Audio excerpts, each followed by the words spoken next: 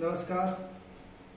पिछले अंश में हमने पढ़ा था अपने नवमीं संस्कृत का ये पहला पाठ, जिसमें हमने वेदों के कुछ एक श्लोकों का अध्ययन किया और पाठ परिचय पढ़ा। तो देखो विद्यार्थियों, हमारे क्या है, इस सत्र में संस्कृत की और सारा ही अपने नवमीं कक्षा का जो अपना पाठ्यक्रम है वो चेंज हो गया है। तो इसलिए अब हम जो नवीन पुस्तक आई है, आज हम उसी का अध्याय शुरू करेंगे। तो अब हम नवीन पुस्तक का आज पहला अध्याय शुरू करने जा रहे हैं, जिसका नाम है भारतीय वसंत गीति। ठीक है, तो आपके पास पुस्तक है तो अच्छी बात है, और नहीं है तो मैं इससे पढ़ा रहा हूँ और आप इससे ध्यान दीजिए। तो चलो हम शुरू करते हैं भारतीय वसंत गीति प्रथम पाठ। अपने देखिए, अपने पाठ का नाम है भारतीय वसंत गीति। ठीक है, ये क्या है, ये एक गीत है, माँ सरस्वती का एक गीत है। इसमें ये देखो, पहले हम पाठ परिचय पढ़ते हैं। प्रस्तुत गीत आधुनिक संस्कृत साहित्य के प्रख्यात कवि पंडित जानकी वल्लभ शास्त्री की रचना है। क्या काकली नामक गीत संग्रह से संकलित है। अपना ये जो पाठ है, ये जो गीत है, संस्कृत साहित्य के एक प्रख्यात कवि हुए हैं जिनका नाम पंडित जानकी वल्लभ शास्त्री है। तो उनकी एक गीत संग्रह नामक उनकी एक कृति है, गीत संग्रह, जिसका नाम है काकली। तो उस पुस्तक से ये हमारा गीत संग्रहित किया गया है। इस पाठ में क्या है, देखो, इसमें सरस्वती की वंदना करते हुए कामना की गई है कि हे सरस्वती, हे वीणा, ऐसी वीणा बजाओ जिससे मधुर मंजरियों से पीत पंक्ति वाले आम्र के वृक्ष, कोयल का कूजन अर्थात कोयल जो कूकती है, कोयल जो गाती है, उसे कूजना कहते हैं। वायु का धीरे धीरे बहना, अमराइयों में काले भ्रमरों का गुंजार, अमराइयों अर्थात फूलों की जो लताओं की जो बाड़ी होती है, जो उसे अमराइयों कहते हैं। तो अमराइयों में काले भ्रमरों का गुंजार, भ्रमर कहते हैं भंवरे को। ठीक है, भंवरे के ही पर्यायवाची है भंवरा, भ्रमर, अली। ठीक है, और नदियों का जल वसंत ऋतु में मोहक हो उठे। स्वाधीनता संग्राम की पृष्ठभूमि में लिखी गई यह गीतिका एक नवीन चेतना का आह्वान करती है, एक नवीन जागृति उत्पन्न करने का आह्वान करती है स्वतंत्रता संग्राम की पृष्ठभूमि में। अर्थात कवि इस गीत के माध्यम से लोगों को जागृत करने की, चेतना करने की चाह करता है, तथा ऐसे वीणा स्वर की परिकल्पना करती है जो स्वाधीनता प्राप्ति के लिए जन समुदाय को प्रेरित करे, जन समुदाय को स्वाधीनता प्राप्ति के लिए जागृत करे। ठीक है, तो देखो अपने ये जो गीत है, देखिए,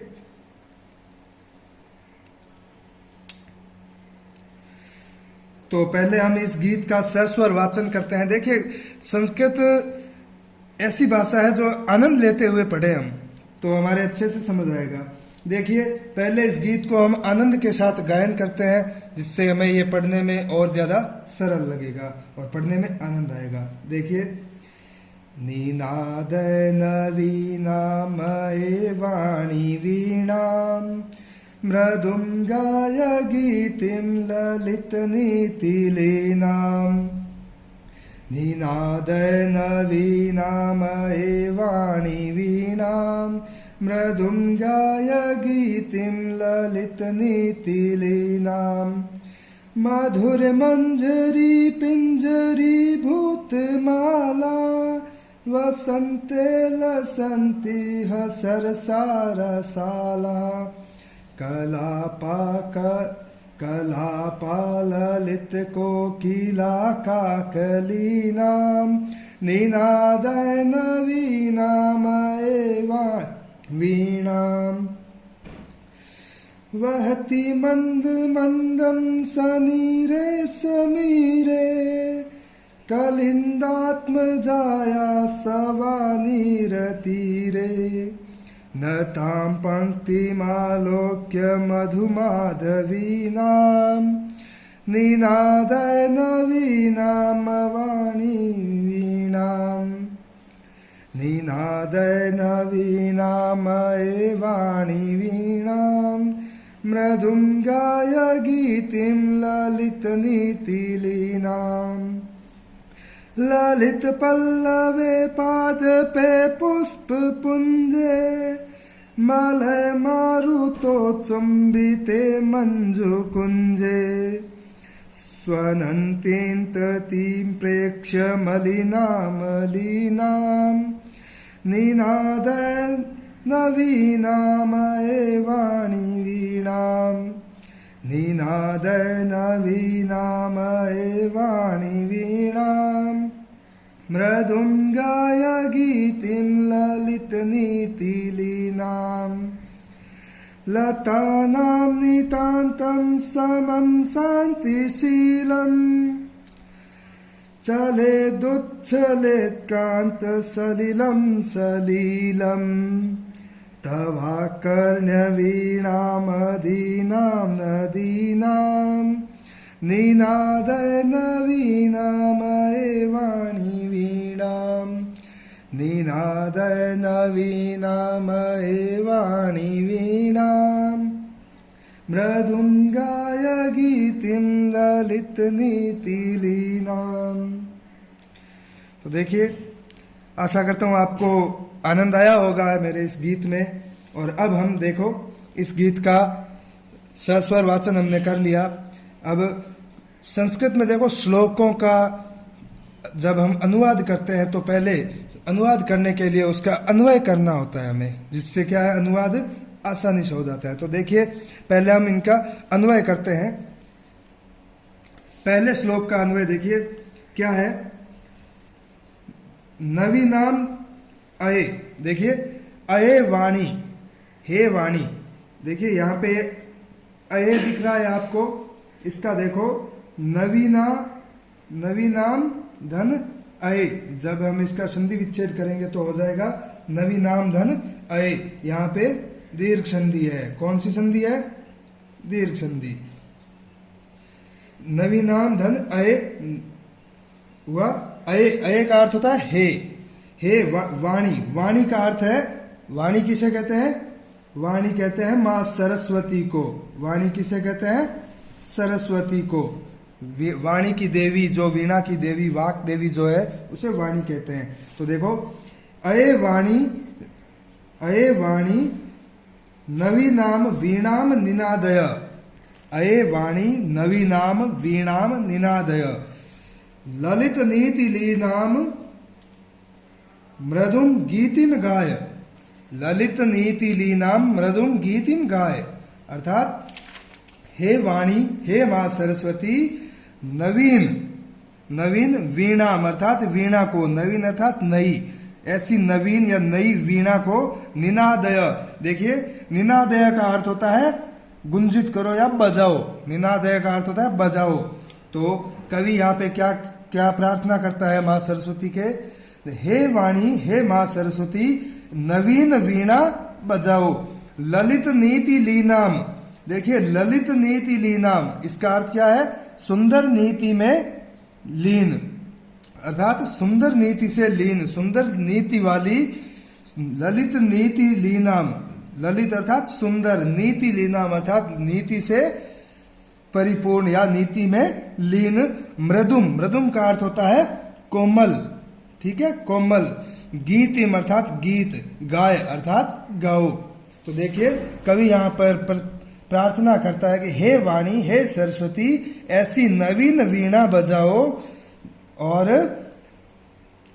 सुंदर नीति युक्त कोमल गीत गाओ।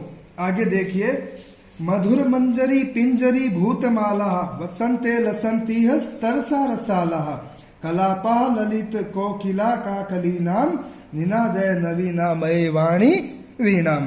तो आगे कवि क्या कहता है? अये वाणी, हे सरस्वती, ऐसी वीणा बजाओ कि मधुर मंजरी पिंजरी भूतमाला। देखो, वसंते लसंते इह। देखिए, इसका जब हम संधि विच्छेद करेंगे, लसंती जो आपको दिख रहा है, इसका संधि विच्छेद करेंगे तो यहां पे होगा लसंते धन इह, ठीक है। तो लसंती, देखिए, इह अर्थात इस, ठीक है। तो इस वसंते अर्थात वसंत में, वसंते अर्थात वसंत में, इस वसंत में देखिए, इह वसंते, इस वसंत में मधुर मंजरी पिंजरी भूतमाला। मधुर, मधुर अर्थात मीठे, मंजरी, मंजरी होती है जो आम्र के वृक्ष होते हैं, उन पर आम्र फल जब लगते हैं तो उससे पहले आम्र के जो फूल लगते हैं उन्हें मंजरी कहते हैं, आम्र पुष्प को। तो देखिए, मधुर आम्र पुष्प, पिंजरी अर्थात पीले रंग की, भूतमाला अर्थात भूत अर्थात हो गए हैं, माला अर्थात पंक्ति या माला हार। तो देखिए, कवि कहता है कि इस वसंत में सरसा, सरसा अर्थात रसयुक्त, रसीले, रसालाह, रसालाह का अर्थ होता है आम। रसालाह किसे कहते हैं संस्कृत में? आम्र को। आम्र को संस्कृत में क्या कहते हैं? रसाला।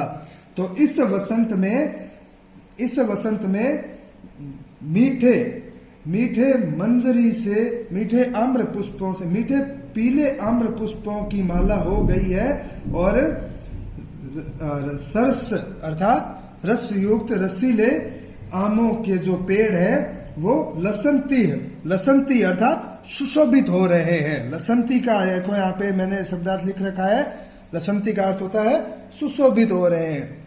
तो कवि कहता है कि हे सरस्वती, हे वीणा की देवी, इस वसंत में मीठे रसीले आमों की जो, मीठे रसीले आम्र की मंजरी, मीठे रसीले पीले आम्र मंजरी की जो माला है वो सुशोभित हो रही है।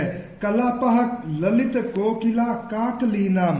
देखिए, ललित कोकिला, ललित, ललित का अर्थ होता है सुंदर, है ना? तो ललित कोकिले, ललित कोकिला अर्थात सुंदर, कोकिला कहते हैं कवि को, सुंदर कवि नहीं, सॉरी, कोकिला कहते हैं कोयल को। तो मनोहर कोयल की, काकली नाम, काकली नाम कहते हैं कोयल के कूकने की जो आवाज होती है। यहाँ पे मैंने बताया था ना काकली, काकली का अर्थ होता है कोयल की कूक। तो जो मनोहर, मन को हरने वाली, मन, मनोहर, मनह धन हर अर्थात मन को हरने वाली, मन को आकर्षित करने वाली जो कोयल की कूक है, कोयल की कलापा, कलापा का अर्थ होता है समूह, कोयल के समूह, समूहों की जो मधुर कूक है वो इस वसंत में होती है। और इस वसंत में मधुर मीठे रसीले आम्र मंजरी के जो आम्र के पेड़ों की जो माला है वो सुशोभित हो रही है। अतः निनादय नवीनामय वाणी वीणाम, अतः हे वाणी, अये वाणी, हे वाणी, हे सरस्वती, नवीन वीणा बजाओ। अगला देखो, अगला पद्यांश, वहति मंद मंदम सनीरे समीरे कलिंदात्म जाया सवानीर तीरे नताम पंक्तिमालोक्य मधुमाधवी नाम निनादय नवीनाम अये वाणी वीणाम। तो देखिए, कलिंदात्म जाया सवानीर तीरे, कलिंदात्म जाया, कलिंदात्म जाया किसे कहते हैं? यमुना नदी के, यमुना नदी के, कलिंदात्म जाया का अर्थ होता है यमुना नदी के। कलिंदात्म जाया किसे कहते हैं? यमुना नदी को। तो कलिंदात्म जाया अर्थात यमुना नदी के सवा नीर तीरे, सवा नीर तीरे का अर्थ देखिए आप, बैंत की लता से युक्त तट पर, तीर, तीर कहते हैं तट को, तीर पर। तो सवा नीर तीरे अर्थात बैंत की, बैंत की लता से युक्त जो यमुना नदी का तट है उस पर सनीरे समीरे मंद मंदम वहती, सनीरे, देखिए स उपसर्ग के साथ नीरे, नीर, नीर कहते हैं जल को, ठीक है, नीर कहते हैं जल को, और स उपसर्ग का अर्थ होता है साथ। तो जल के साथ अर्थात जल की बूंदों के साथ, सनीरे समीरे, समीर कहते हैं वायु को, है ना, समीर वायु को कहते हैं। तो देखे, यमुना नदी के किनारे पर, यमुना नदी के बैंत की लता से युक्त तट पर जो वायु है, मंद मंदम समीरम, समीरे अर्थात वायु कैसी है? सनीरे अर्थात नीर, अर्थात नीर युक्त, अर्थात जल की बूंदों युक्त, अर्थात वाष्पित जो वायु है। मंद मंदम वहती अर्थात मंद मंद वहती है, बहती है। मधु माधवी नाम नताम पंक्तिम आलोक्य, मधु माधवी नाम, मधु माधवी नाम अर्थात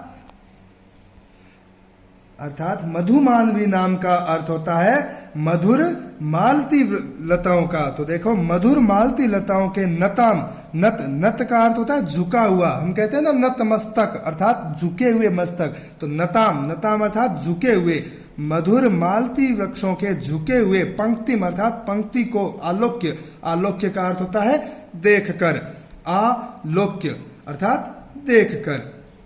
ठीक है, तो देखिए कलिंदात्म जाया सवा नीर तीरे अर्थात यमुना नदी के बैंत की लता से युक्त तट पर जल युक्त मंद मंद समीर बहती है और मधुर मालती वृक्षों के, मधुर मालती बेलों की जो झुके हुई पंक्तियों को देखकर आप निनादय नवीनामय वाणी वीणाम, के आप हे वाणी, हे सरस्वती नवीन वीणा बजाइए। अगला पद्यांश है ललित पल्लवे पादपे पुष्प पुंजे मलय मारुतो चुंबिते मंजु कुंजे स्वनंतीन तलती प्रेक्ष्य मलिनाम निनादय नवीनाम अय वाणी वीणा। तो देखिए इसका अन्वय ललित पल्लवे पादपे पुष्प पुंजे मंजु कुंजे, देखिए ललित पल्लवे पादपे पुष्प पुंजे मंजु कुंजे, मंजु कुंजे मलय मारुतो चुंबिते, मलय मारुत धन उच्चुंबिते। देखिए इसका जब हम संधि विच्छेद करेंगे तो होगा मलय धन मारुत धन उच्चुंबिते, उच्चुंबिते अर्थात चुंबन करते हुए अर्थात स्पर्श करते हुए। तो देखिए ललित अर्थात नवीन, पल्लवे अर्थात पत्ते, नवीन पत्ते, पादप अर्थात पौधे, पुष्प पुंजे, पुंज कहते हैं गुच्छे को अर्थात पुष्पों के गुच्छे, और मंजू कुंजे अर्थात मंजू के कुंज अर्थात गुच्छे अर्थात मंजू के गुच्छे, मलय मारुत उच्चुंबिते अर्थात मलय मारुत उच्चुंबिते का अर्थ होता है जो चंदन के वृक्ष होते हैं, चंदन के वृक्षों को स्पर्श किए करती हुई मारुत। मलय, मलय कहते हैं चंदन के वृक्षों को, मारुत कहते हैं हवा को, वायु को, और उच्चुंबित अर्थात स्पर्श करती हुई, स्पर्श करके स्वनंतीम। तो देखिए यहां पर कवि क्या कल्पना करता है कि मलय मारुत उच्चुंबिते अर्थात मलय अर्थात ये चंदन के वृक्षों पर जो स्पर्श करके सुगंधित हुई वायु स्वनंतीम अली नाम, स्वनंतीम अली नाम अर्थात गाते हुए, स्वनंतीम अर्थात सस्वर अर्थात स्वर करते हुए, अली नाम, अली कहते हैं भंवरे को, भ्रमर, अली भंवरा है ना, और मलिनाम, मलिनाम का अर्थ होता है कृष्ण वर्ण, मलिन अर्थात काला। तो देखो ललित पल्लवे पादपे पुष्प पुंजे अर्थात नवीन पत्तों पर, पादपों, पुष्पों के गुच्छों, और मंजू कुंजे अर्थात नवीन लताओं पर, मलय मारुत उच्चुंबित अर्थात मलय मारुत उच्चुंबित अर्थात चंदन के वृक्षों से स्पर्श करके सुगंधित हुई जो वायु है वो, और गाते हुए काले भंवरों को, भंवरों की ततिम, ततिम का अर्थ होता है पंक्ति, ततिम का अर्थ होता है पंक्ति, प्रेक्ष्य, प्रेक्ष्य अर्थात देखकर, प्रेक्ष्य का अर्थ होता है देखकर। इसमें देखिए प्रेक्ष्य में प्र उपसर्ग है, इक्ष धातु है और ल्यप प्रत्यय है, ल्यप प्रत्यय, प्र उपसर्ग। देखिए जब आगे कोई प्रत्यय लगा होता है और उसके बाद धातु को कर या कर के अर्थ में, अर्थात एक क्रिया के पूर्ण होकर दूसरी क्रिया जब शुरू होती है तो उसके साथ आगे अगर उपसर्ग लगा हुआ है तो ल्यप प्रत्यय जोड़ते हैं। तो देखिए प्र उपसर्ग है और इक्ष धातु के साथ ल्यप प्रत्यय, तो प्रेक्ष्य अर्थात देख कर। तो कवि कहता है कि नवीन पत्तों, पादपों, पुष्पों के गुच्छों, मंजू गुंजो लताओं के गुच्छों, और मलय अर्थात चंदन के वृक्षों पर स्पर्श करके सुगंधित हुई वायु और गीत गाते हुए भंवरों की, काले भंवरों की पंक्ति को देखकर आप निनादय नवीनामय वाणी वीणाम, आप हे वाणी, हे सरस्वती नवीन वीणा को बजाइए, नवीन वीणा बजाइए।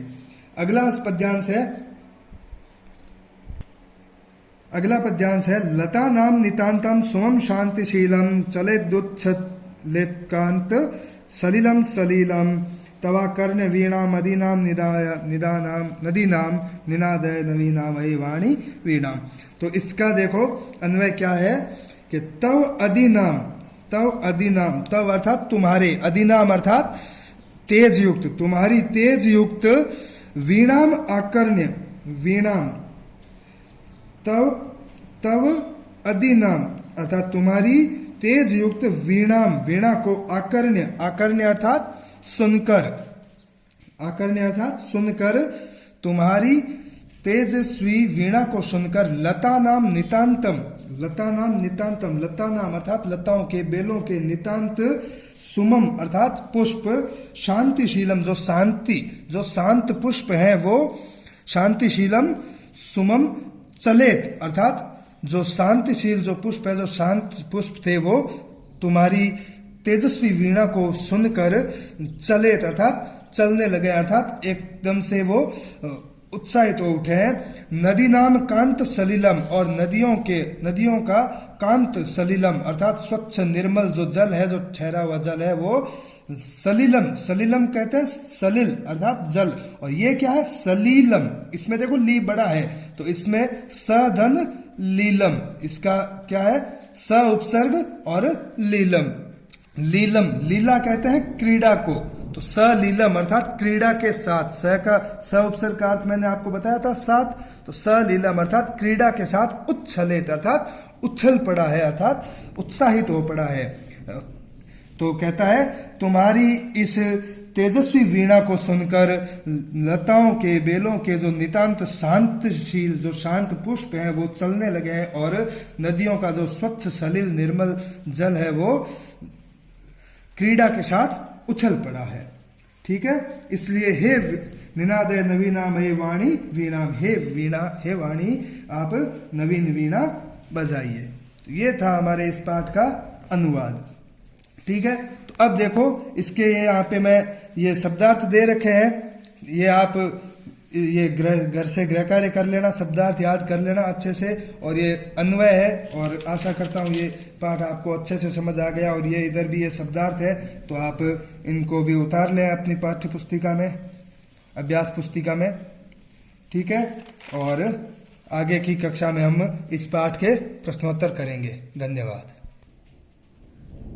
तो आज हमने ये प्रथम पाठ अपना पढ़ लिया है, और आप मेरे इस चैनल को सभी आशा करता हूँ सब्सक्राइब करें, लाइक और कमेंट शेयर जरूर करें, और इसी तरह से आपके जो भी कक्षाएं हैं, कक्षाओं की, संस्कृत की, गणित की सारी कक्षाएं मैं आपको इस चैनल के माध्यम से उपलब्ध करवाता रहूंगा, और अधिक से अधिक